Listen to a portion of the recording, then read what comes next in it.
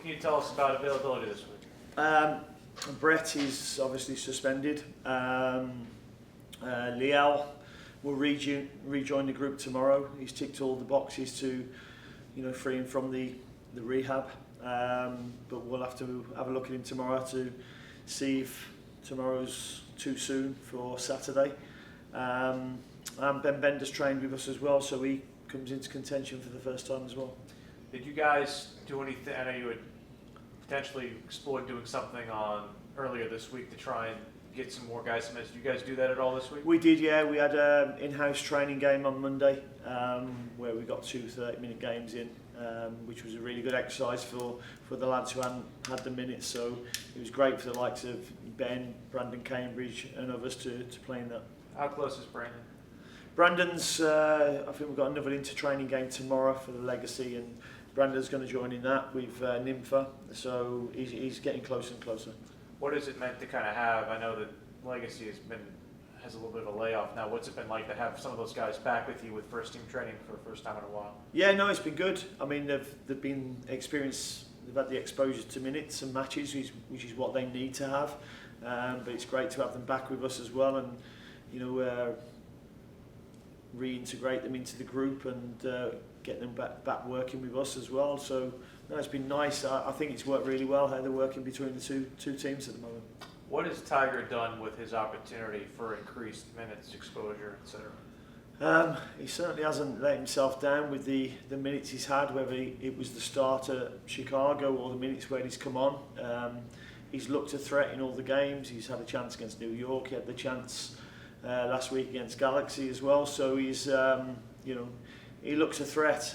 He's got real pace. He's got really good balance and really good technique, which are good ingredients. What he needs now is to make sure that he can do it, and keep doing it over 90 minutes. How would you describe the different profiles of your midfielders? Because there have been some games where you've used Nico, some games where you've used Bronico, some games where you've used Junior, Diani. It feels like you've used interchangeable parts with those depending on the game. Yeah, pretty much. And sometimes I want to force teams inside the pitch where we've got our bodies and we've got really good legs, and that was the case last week and against Nashville.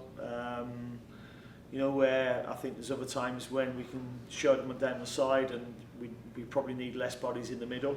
But we want somebody, just in behind the front man who can actually pick a pass and see openings and actually go and score goals as well. So there's different types of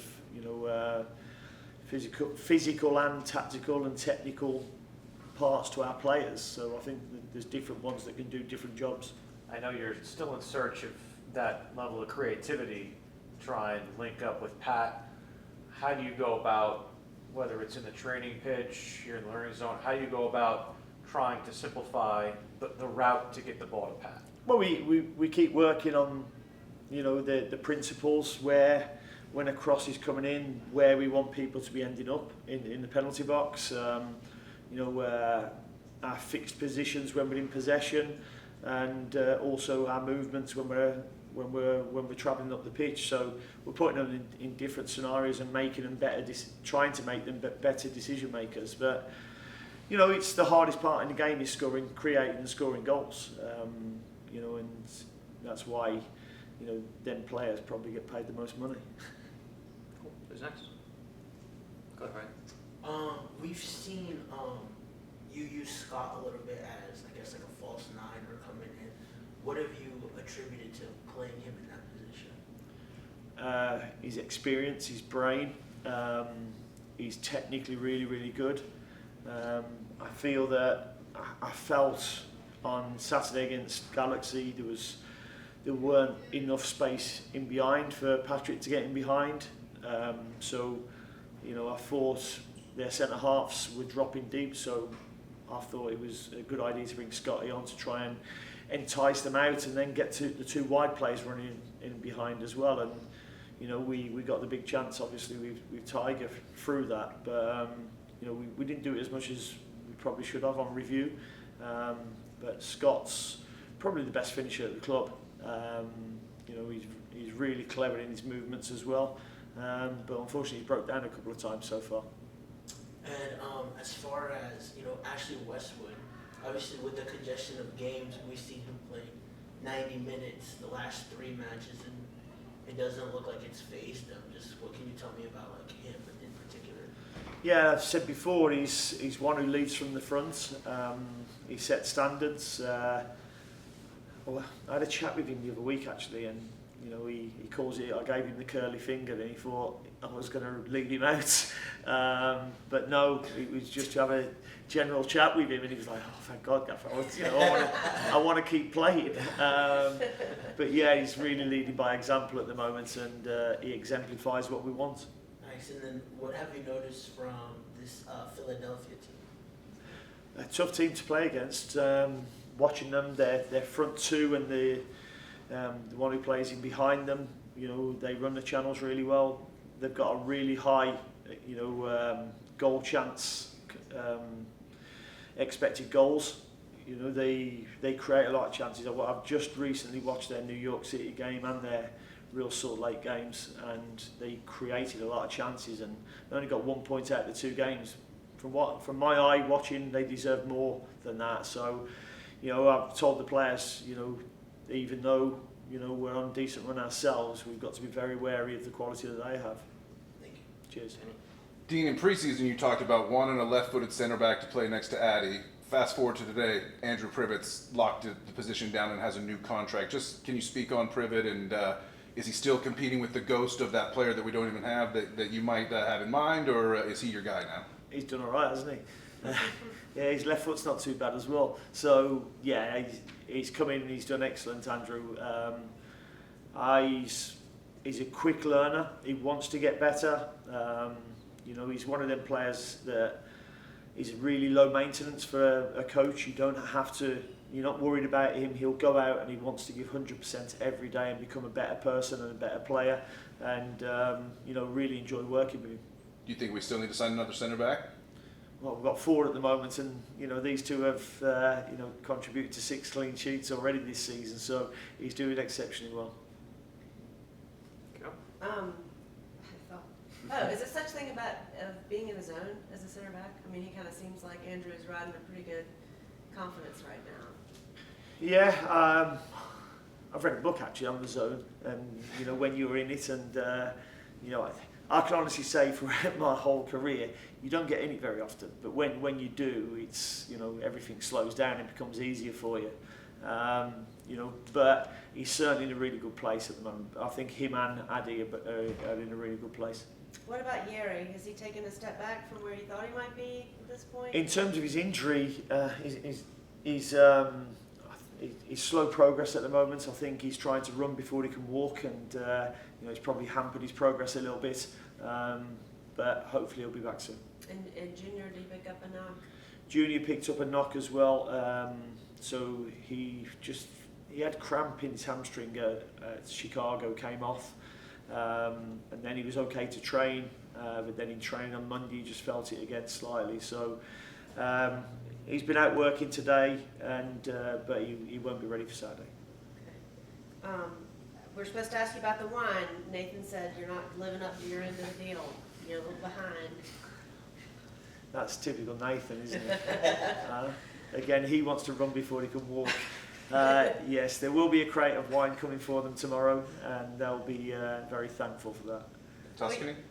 Sorry? Tuscany? It probably will be, but some Napa Valley as well. You probably don't want them to drink it all at once either, right? So gotta pay some time. Well, only over 21s as well. That's right. We all saw the video of you guys with Caroline Love. Once you see that come together, was it emotional just watching it back? It was, to be honest. I mean, my wife sent it to me. She'd seen it first, and she was, really proud of everybody at the club. But you'd be amazed the amount of messages I've had from people in the UK as well. It's reached a lot of people.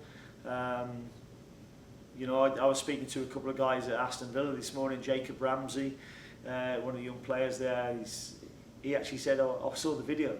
And that made me really proud that, a lot of people in the UK and across the world are seeing, that video and the work. And it's not just about the players. I mean, a big shout out to our content team as well for putting that together as well. And,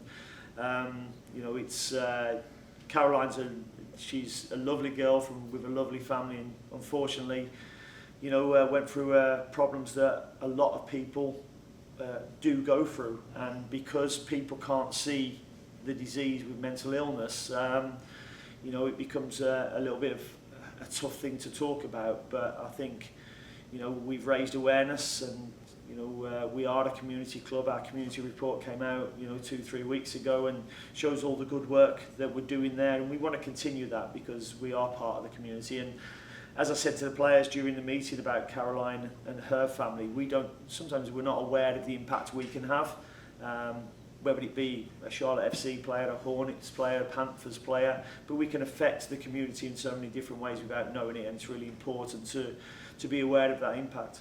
She was pretty brave to talk about all that stuff and do all this. Really brave, honestly. She was almost fearless, and it was great to see somebody who'd gone through the problems that she had gone through has come out on the other side, and hopefully continues to be that strong person. Thank you. Cheers. What did it mean? What does it tell you about your players to see the way that they reacted to Caroline and her story, and like there was real emotion from Westwood in that video. They were all over in the training. Like, what does that tell you about your team? Right, it tells me that they care, that we've got the right people in the football club, because there's got to be, and I said this right from the start, there's got to be a togetherness, but also an awareness of everything that's around you. We're all dealing with human beings day in, day out. And remember that some people will have bad days, some of your teammates will have a bad day, and your job is to help them, and but not just teammates, we can reach out further than that. I know you've said that you leave the recruitment to the recruitment department, but if there's a player that they look at, determine fits the profile of the club that you're looking for, would you get involved with something along those lines if they asked you to?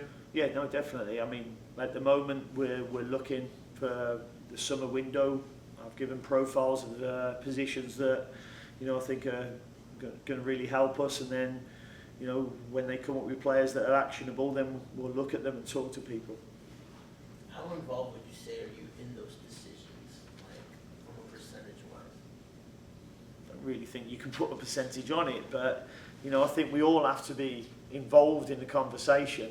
But my Brentford owner put it to me years ago in a kind of funny way. He said, well, there's no point me picking a player for you, because if you don't play him, you're going to cost me money. Would it be fair to say you have veto power? I just think we've all got to like the player to bring them in. Yeah. Thank you. Anyone else in the room?